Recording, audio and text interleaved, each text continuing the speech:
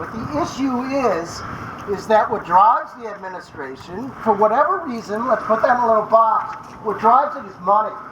What drives it is generating revenue.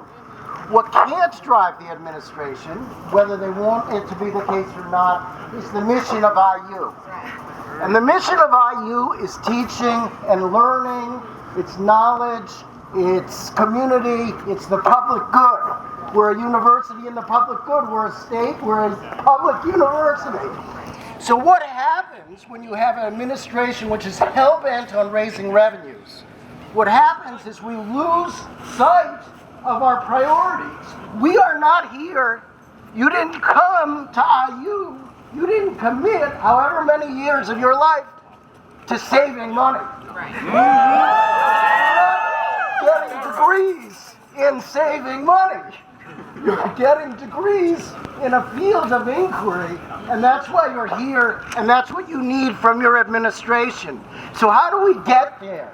When the administration is figuring out how to turn every master's degree into a revenue-generating degree with no fee remissions, with no health insurance, with no stipends. Look, I'm fine with revenue generation, but not on the back of our mission.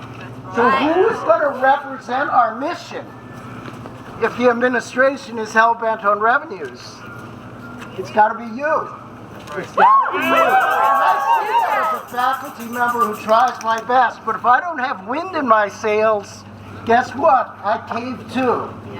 And so for people to have backbone, for people to keep the mission going, it's about union power.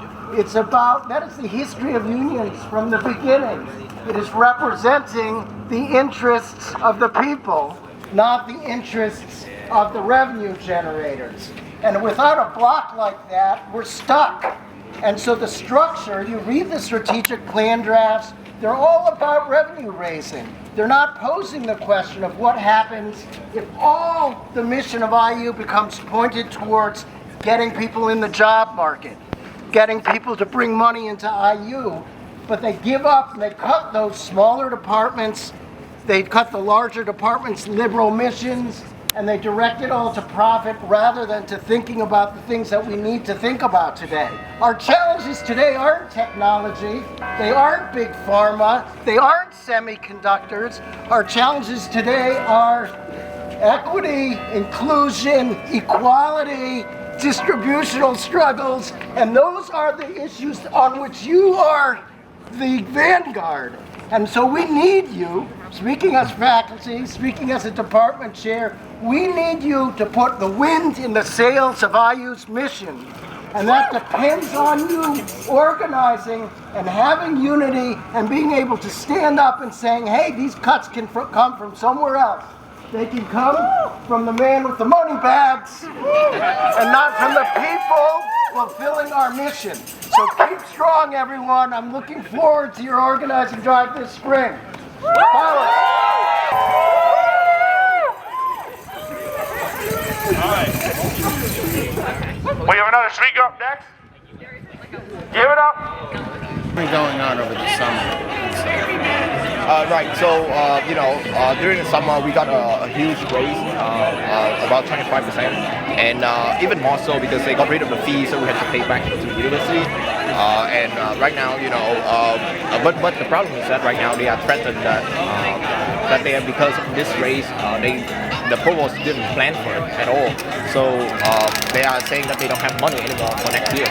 So they are threatening us to get rid of some of us, particularly the master students, get rid of their health insurance, get rid of their tuition remission, and basically, they are trying to make us a smaller group, and by doing so, give us more money. Yeah, exactly. So I'm assuming that it's easier for them to cut your funding over their own funding. Right. Yeah, exactly. I mean, the administration is receiving bonus every year. And, where is this money bonus coming from? And they say that, we only need $3 million.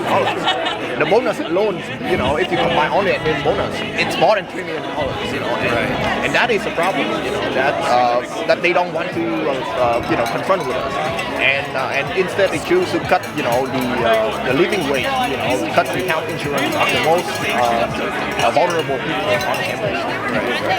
So, do most of the students, most all of the students have some level of health insurance?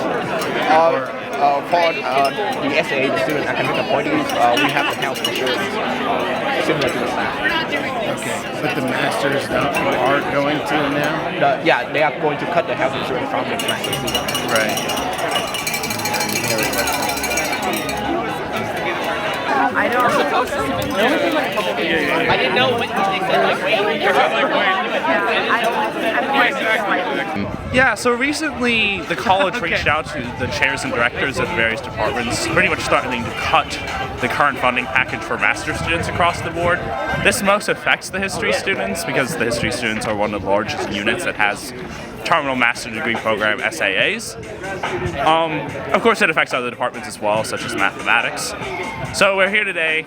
The college already has backed off of that change, but we're still here to protest. Like, the college is making these decisions untransparently, without SAA input, even though one of their commitments from last year was to increase the amount of transparency and input by particularly grad students, but also faculty. Right, the faculty were even excluded from this decision. So, yeah, we're not happy about this, and we're here telling Cancun what we think about it. A few minutes to pass down this petition. We're going to put on some music, take a break, and yeah, how we feeling? Yeah! I don't know where our speakers are.